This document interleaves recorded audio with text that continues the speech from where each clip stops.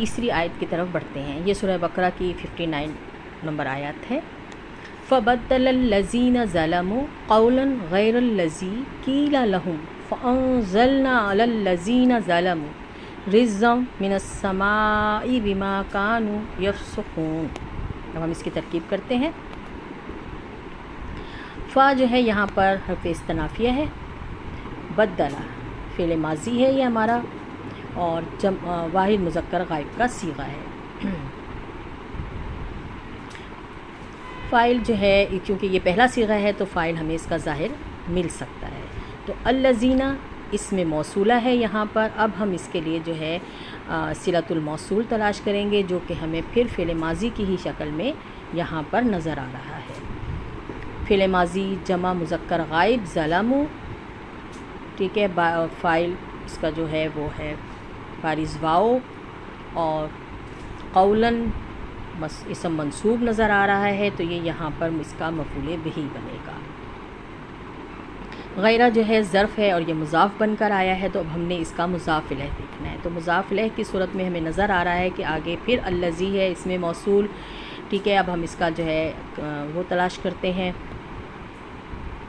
صلۃ الموصول. تو صلۃ الموصول میں ہم دیکھیں تو پھر ہمیں جو ہے مجہول فعل ماضی مجہول واحد مذکر غائب کا صیغہ نظر آ رہا ہے. نائب الفاعل ہے اس کا مستتر ہوا، لام جو ہے حرف جارہ، اور ہم جو ہے یہاں پر مجرور اسم ہے، اور یہ مرکب جاری ہو کر یہ متعلق فعل بنے گا قیلا کے لیے، ٹھیک ہے. پھر یہ فعل اپنے نائب الفاعل اور متعلق سے مل کر جملہ فعلیہ ہوگا، اور یہ الذی اسم موصول کے لیے صلۃ الموصول بنے گا.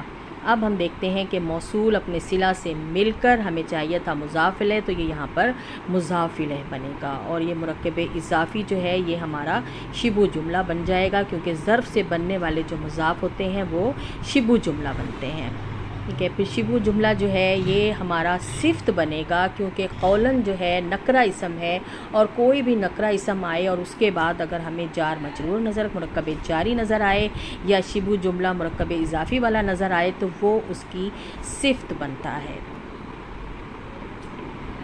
تو یہاں پر اب ہم اس کو پیچھے سے جوڑتے ہیں کہ فعل یہاں پر اپنے فاعل مفعول اور اس کی صفت سے مل کر جملہ فعلیہ ہو کر یہ صلۃ الموصول بنا اسم موصول الذین کے لیے، ٹھیک ہے. اسم موصول الذین اب صلۃ الموصول سے مل کر یہاں پر یہ فاعل بن جائے گا فبدلا یعنی بدلا کے لیے، ٹھیک ہے. اور پھر فعل اپنے فاعل سے مل کر معطوف الیہ بنے گا، کیونکہ آگے ہمارا جملہ جاری ہے.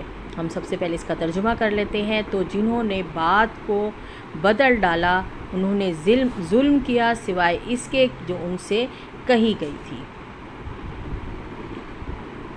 فا جو ہے یہاں پہ حرف عطف ہے، کیونکہ پیچھے ہمارا جملہ موجود ہے تو ہم اس پر عطف کریں گے.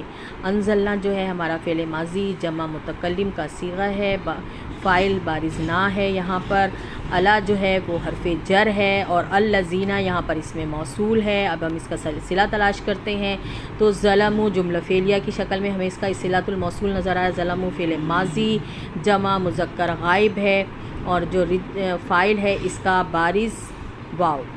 رجزم جو ہے یہاں پر اسم منصوب ہے یہاں پر، اور یہ موصوف بن کر آ رہا ہے، ٹھیک ہے. اب من السمائی کیونکہ یہ صفت بنے گی، من السمائی رجزم نکرہ اسم ہے اس کی، اور آگے مرکب جاری ہے، اس لیے من جو ہے یہ حرف جارہ ہے، اور السمائی جو ہے یہاں پر یہ ہمارا مجرور اسم ہے. تو مرکب جاری ہو کر یہ جو ہے شبہ جملہ یعنی یہ صفت بن جائے گا اس کی. تو اس طرح سے یہ جو ہے صفت سے مل کر اسم منصوب یہ پھر پورا مفعول بہ بن جائے گا اس کے لیے. پھر ہم فعل اپنے فاعل اور مفعول سے مل کر جملہ فعلیہ ہو کر یہ صلۃ الموصول بنے گا الذین اس میں موصول کے لیے. تو موصول جو ہے اپنے صلہ سے مل کر الا حرف جر کے لیے جو ہے یہ مجرور ہو جائے گا. اس طرح سے یہ مرکب جاری ہو کر یہ متعلق ہو جائے گا انزلنا کے. اب اس کا ہم ترجمہ کر لیتے ہیں، کیونکہ آگے ہمارے پاس پھر آیت کا ٹکڑا ہے. ترجمہ ہے اس کا کہ تو ہم نے آسمان سے عذاب نازل کیا ان پر جنہوں نے ظلم کیا. اب با جو ہے یہاں پر حرف جر ہے، جارہ ہے، ما جو ہے اس میں موصولہ ہے۔ اب آگے ہمیں نظر آ رہا ہے کانو، فعل ناقصہ۔ ہمیشہ یاد رکھیں جہاں بھی فعل ناقصہ ہوتا ہے یعنی کانو آتا ہے تو اس کا ایک اسم ہوتا ہے اور ایک اس کی خبر ہوتی ہے، تو اسم جو ہے وہ اس کا اس کے اندر ہی موجود ہے۔ فعل ماضی جمع مذکر غائب ہے اور اس کا اسم کانا واو ہے یہاں پر۔ پھر یہ یفسقون ہے یعنی فعل مضارع کی صورت میں جو ہے اس کی خبر آئی ہوئی ہے، یہ فعل مضارع جمع مذکر غائب ہے، فاعل ہے اس کا بارز واو، اور یہ جو ہے فعل اپنے فاعل سے مل کر جملہ فعلیہ ہو کر یہ خبرو کانا بنے گا۔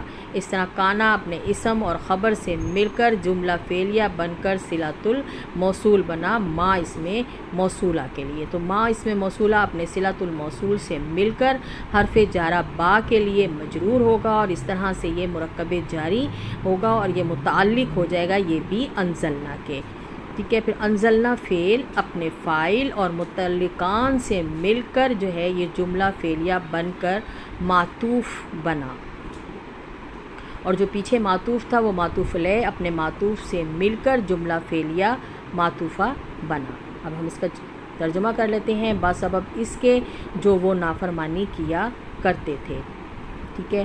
مضارع کا ترجمہ ماضی میں کیوں ہے یہاں پر؟ تو کیونکہ کانا جب مضارع کے ساتھ ہو تو یہ یاد رکھیں تو ترجمہ ماضی استمراری میں کیا جاتا ہے۔ ماضی استمراری اس فعل کو کہتے ہیں جس میں گزرا ہوا زمانہ جاری حالت میں پایا جائے۔ ایسا فعل جو گزرے ہوئے زمانے میں کسی کام کے بار بار ہونے یا جاری رہنے کو ظاہر کرے اسے ماضی استمراری کہتے ہیں۔